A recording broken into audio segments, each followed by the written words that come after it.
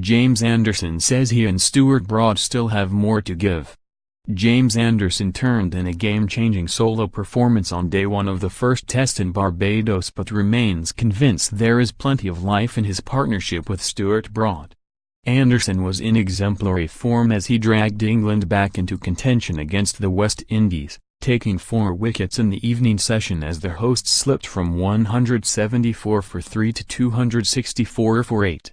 His second success of the day did not just kickstart a decisive momentum switch with the second new ball, it also took Anderson and Broad's combined tally to 1,000 in Test cricket. That the moment came while Broad watched on from the balcony, omitted in favour of Sam Curran for the third time in 4 matches, was slightly poignant, but Anderson expects the pair to enjoy plenty more good times together. "It makes you feel old," was the initial assessment of the wary 36-year-old reflecting on the latest milestone in a career overloaded of them. "I've just bowled 24 overs in a day and I'm knackered. But we've played for a long time together and it's amazing to think we've taken that many wickets.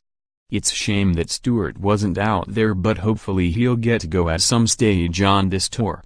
We are still pretty hungry to play and we've all seen the amount of work Stuart has put in. I've loved it today. While we're enjoying it, who knows how many we can take."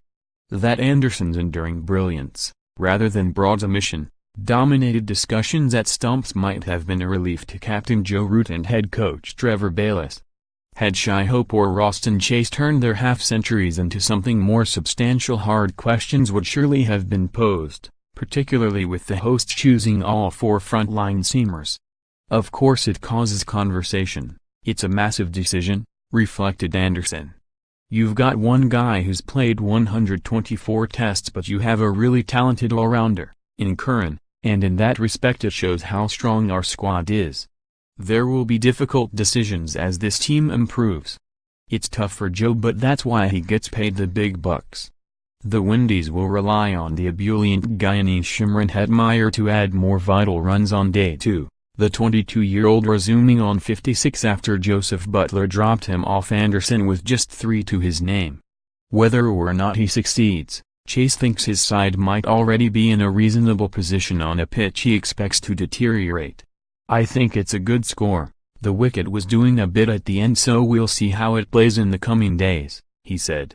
"The first day is always slow at the Kensington Oval and it quickens up on days 2 and 3. 4 and 5 are unpredictable. I can't say if it will bounce or keep low. I think if the variable bounce comes into play it will be harder to play fast bowling than spin because it's harder to adjust with quicker bowling. We'll work with what we have."